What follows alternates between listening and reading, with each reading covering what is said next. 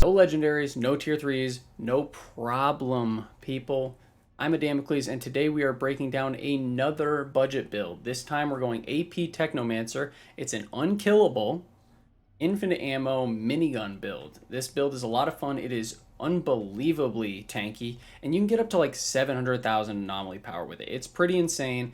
No tier 3s, no legendaries required. We have covered every single class on our channel, so if you want to go and look at another budget build, feel free. They are all on the channel, they're all in the description. And as always, if you like this, which I know you will, and if it helps you, which I know it will, please try and help me out. Like, comment, subscribe. It really means a lot. Go follow me on Twitch, twitch.tv/Damocles. Without further ado, let's just hop into it. All right, so for the build itself, let me just show you the skills real quick. We'll go over the skill tree, and then we'll walk you through all of the armor mods. I'm going to hide my webcam real quick just so you can see Scrapnel for your own personal reference. 17-second cooldown, 118,000 damage, and it interrupts. You guys know the whole deal. So for this build, we're going to be running Scrapnel, Tool Destruction, and Blighted Turret. Tool Destruction has a mega long cooldown, but it's not going to matter because we should ideally have it up at all times. It should never, ever drop. And both of these other things are just there for support and for anomaly power. So you can see, I'm just checking real quick. Okay, so you can see everything on my screen. Bottom tree, it looks, it's a pretty cookie cutter anomaly bottom tree build. We go down, we take resistance pierce over the cooldown reduction. Honestly, I think resistance pierce is just more important for this build. The cooldown reduction would matter if we were dropping tool destruction a lot, but we aren't. We're trying to make it go infinite. We dip down into brain freeze. This is more powerful than I think most people realize. Your class melee skill also inflicts toxic on everyone hit. You can melee while you're in minigun, and because of some build choices that we make, that I'll show you later on, you want to be able to apply toxic to as many things as possible. By default, Technomancer applies freeze with their melees. This is going to apply melee and freeze, which is really, really nice, and it helps you, helps you out in not getting overwhelmed.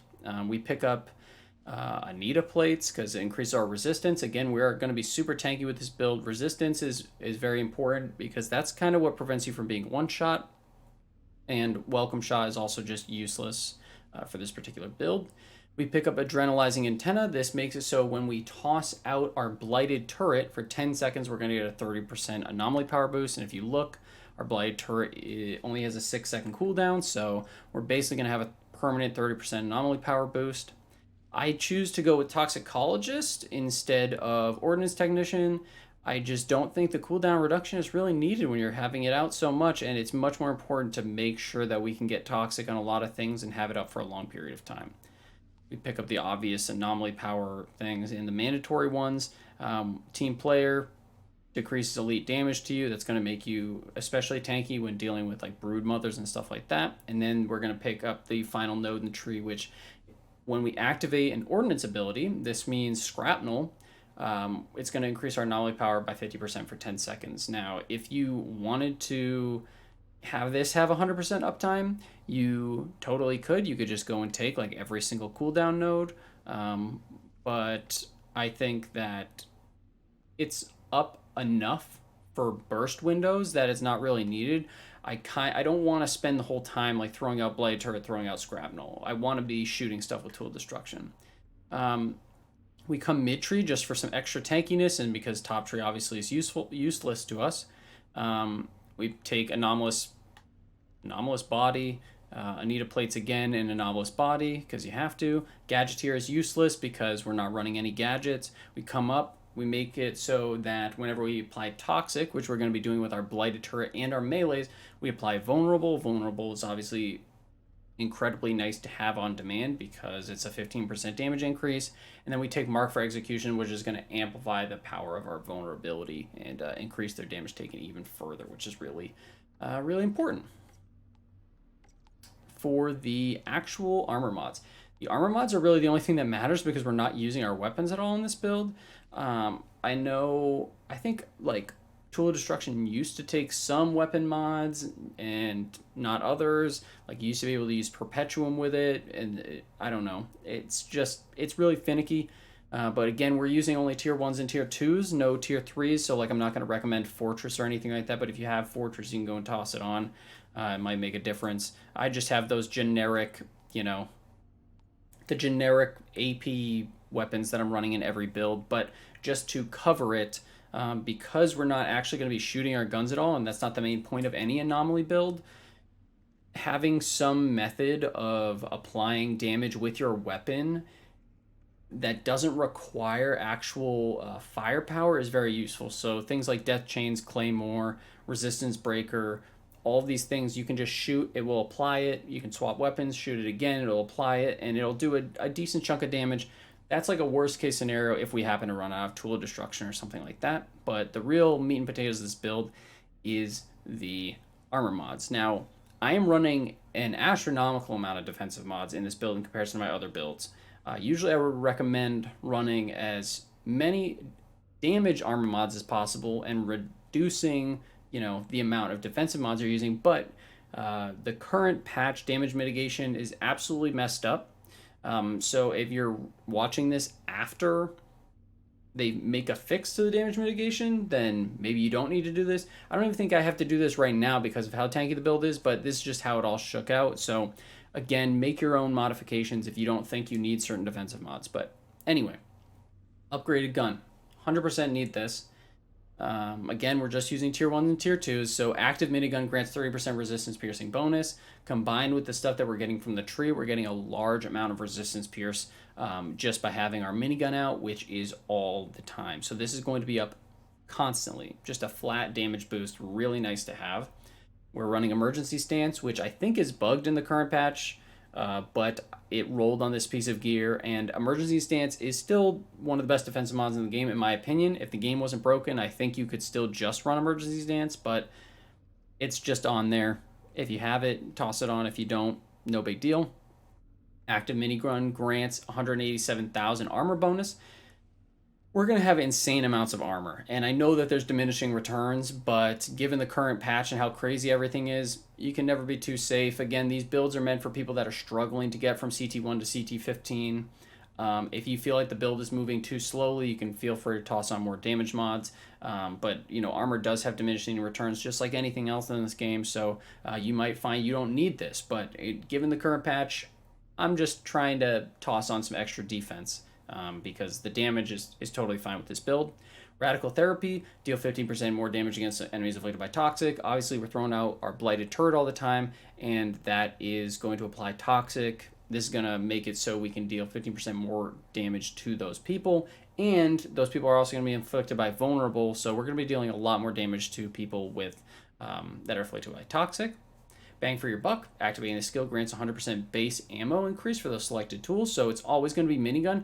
I would say that these two mods are very crucial just because it's going to give you a little bit more leeway with your ammo consumption, if that makes sense. So toxic lead 100% needed because minigun actually benefits from toxic lead. So basically what we're going to be doing is throwing out our blighted turret, getting toxic on a bunch of enemies, and then by killing those enemies with the minigun, we're going to get 40% of our ammo back in the magazine. And because of bang for your buck, that magazine size is actually going to be quite massive. I think it's like something like 320, 345 shots of our minigun, and it's really, really hard to run out of ammo with this build. So both of those super important. Also, just wanted to touch on real quick in terms of like stat priority, anomaly power, of course, I would say skill leech and cooldown reduction or status power.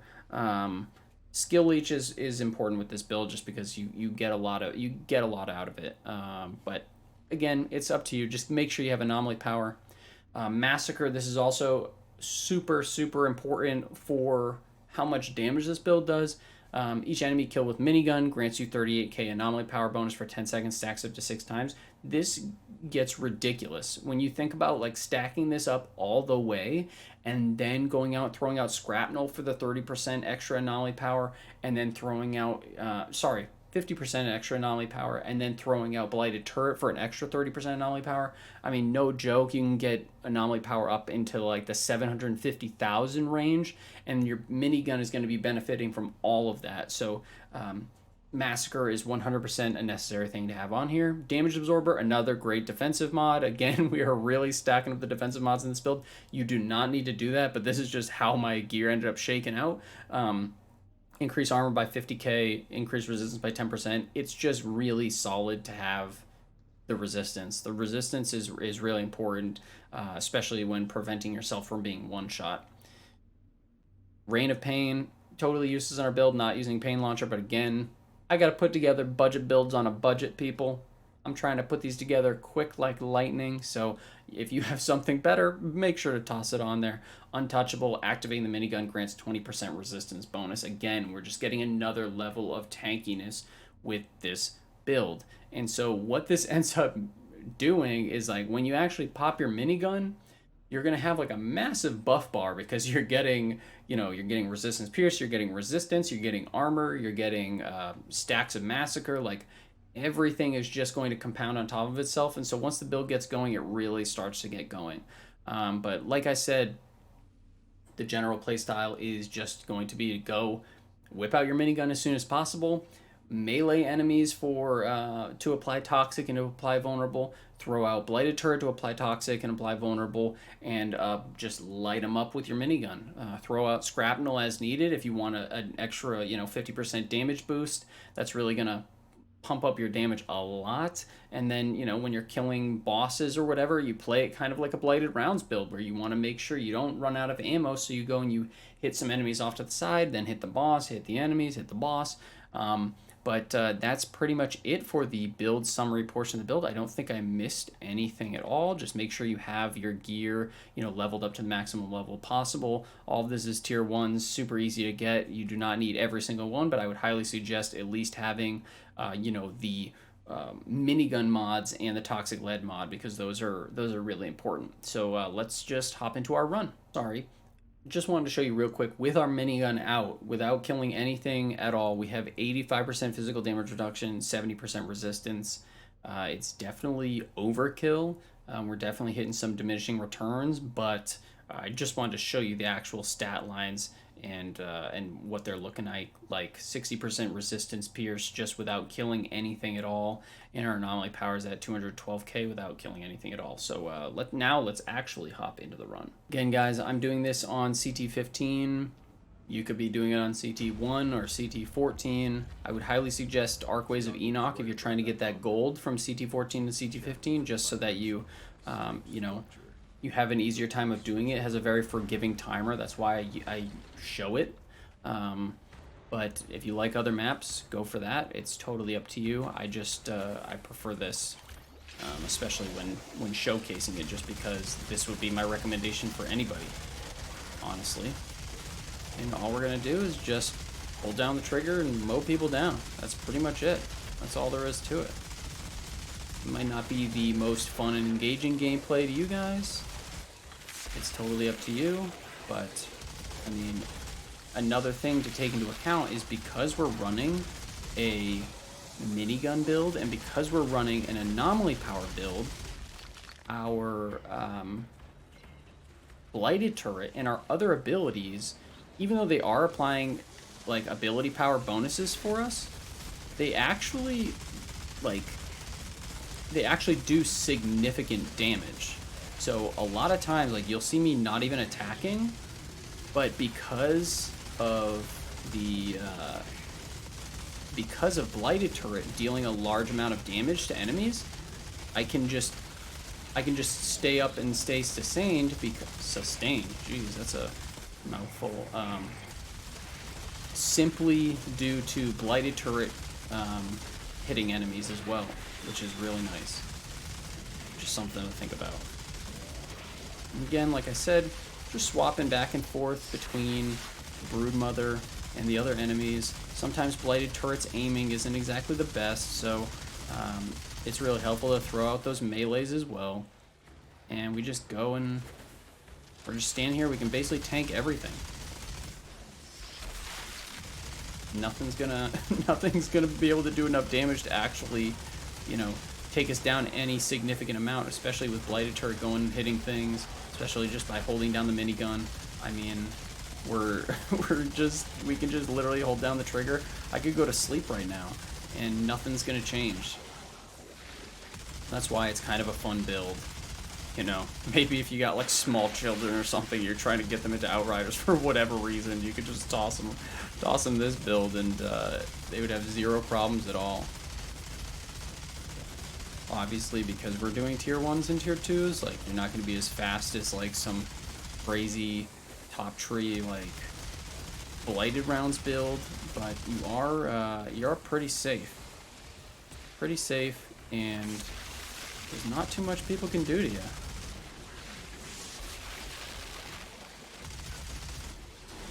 Now we're just going to take out this last guy. Let me throw out both of these just to see. I'm at 754,000 anomaly power right now, guys. Weird. We can drop that. Time not looking too crazy, but again, the point of these builds is not, you know, power farming and speed farming. It's just to make it so you guys can actually climb and do CT15 golds, or, you know, I just want to show you that it's actually possible. If you have a much better build, or if you have a bunch of tier 3s, then by all means use them. This is just a proof of concept showing you, like, hey, like, nobody should be getting stuck in, you know, CT11s or something like that, you know what I mean?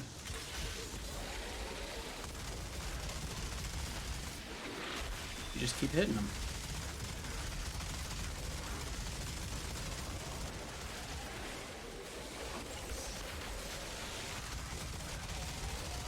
And that's it.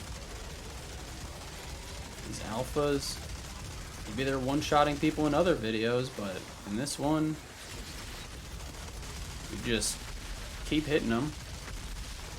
And because we're getting so much anomaly power from our massacre, I mean, the cooldowns are short enough that you can just throw stuff out whenever, obviously, but I try and save throwing out the shrapnel for something super tanky. And then sometimes, and something for you guys to think about is, shrapnel actually does a lot of damage with this build, especially once you have massacre stacks and your anomaly power is at like 700,000.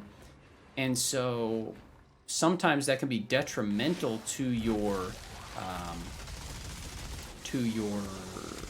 ammo consumption, because if you go and you throw out shrapnel on a bunch of guys that are toxic inflicted, and you want to go and use them to you know, refill your ammo or something like that, you're not going to be able to, because you just killed them with shrapnel.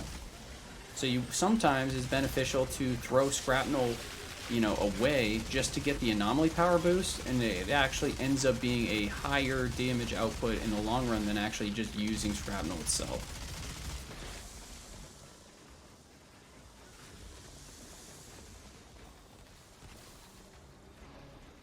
So now, again, with this particular segment of the map, you don't actually have to go and kill anything, you just have to prevent it from being in the circle.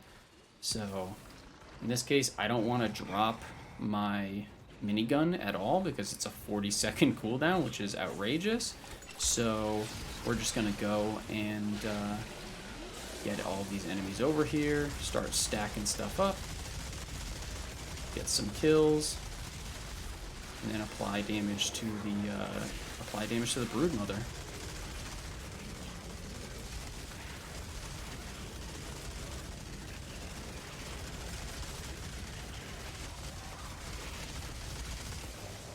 Now we can see, alright, ammo's getting a little low, so I shift away from the Broodmother, and I go to hit the other enemies instead.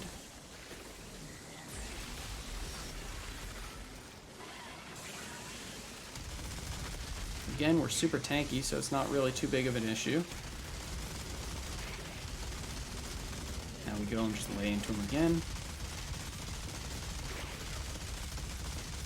Could throw shrapnel there for good measure, but I didn't. And our Blighted Turret just took care of the other guys, because Blighted Turret actually does damage now. And you can just stand there and you can just tank forever, you know? If you have Captain Hunter, that could be another thing that would be helpful for this build, just because, like most anomaly builds, killing bosses, it's not the best at it. Other options could be like Unstoppable Force. We do have 60% resistance pierce, so what? I think Unstoppable Force gives you 50% of your resist pierce as anomaly power, if I'm not mistaken. So that would basically amount to an extra 30% anomaly power at all times, which could be really nice. But our damage just keeps ramping up, and then it's just about standing in this circle, keeping the other guys out of the circle. Obviously, you know, not the fastest AP Pyromancer clear or something like that, but as long as you get gold and as long as you're able to progress, it doesn't matter, right? You just gotta get there. Then you can worry about all the legendaries and tier 3s and everything once you're actually there. So this should be the last wave. Okay. Can drop minigun there because we're going to get a refresh at the next cutscene. Time is, ideally you'd want to probably be like a minute faster. It doesn't really matter. We have more than enough time. That's why Arcways is so nice. We basically have 15 minutes to clear this entire thing, and so that means essentially what? We got 7 minutes, 6 minutes to clear this one room. There's 4 elites total.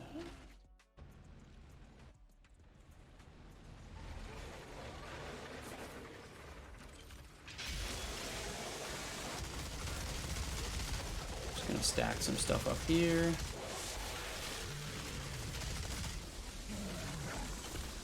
And then just start laying into the bosses.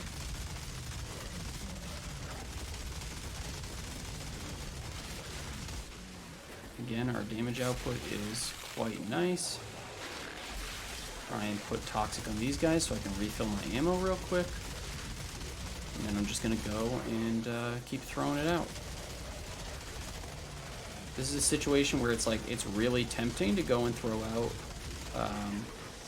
you know, a shrapnel grenade or something like that. But if I go and throw out shrapnel, then there's a high likelihood that I'll kill those guys and I wouldn't have been able to go and get, what's the word I'm looking for?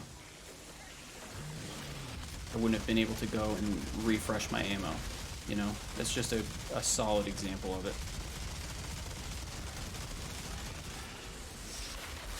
So ideally, we just go and apply toxic to everything possible. This is why we ended up taking that toxicology node, so that toxic stays on longer. You have a little bit more forgiveness. Obviously, we're not applying toxic via the minigun like you would for a, you know, a blighted rounds build or something like that, but it's okay. Don't really want to stand there and get murdered by dragonflies, but sometimes you gotta do what you gotta do. Here he is, he came right to me. Usually if you like can line of sight these dragonflies, they'll just walk right over to you, which can be pretty nice. Again, we've got plenty of time. You know, it might be tempting to go and drop minigun just to run over to where the broodmother spawns, but those broodmother's about to drop down, and again, we can tank so much of it. So much of it. Just need to actually, you know, get our damage scaling up.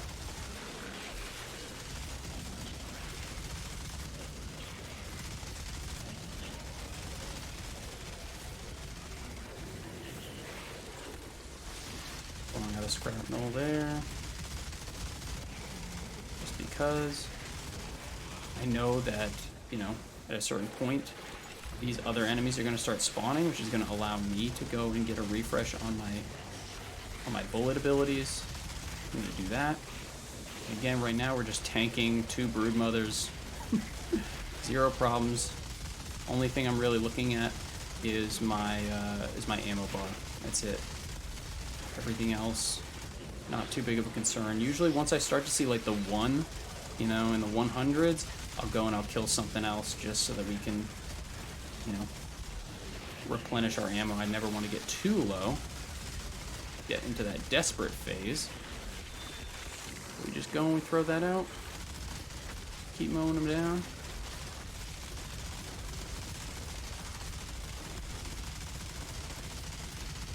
These stupid dragonflies.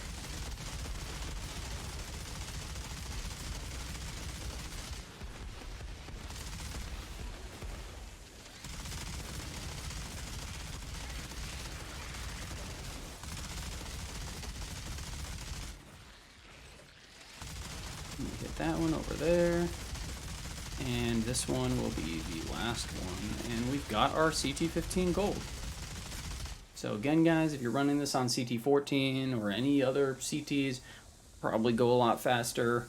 If you drop some defensive mods in place of some more offensive mods like I suggested, then you can also go and do this a lot faster. But this is just going to be a super safe, super reliable, easy build.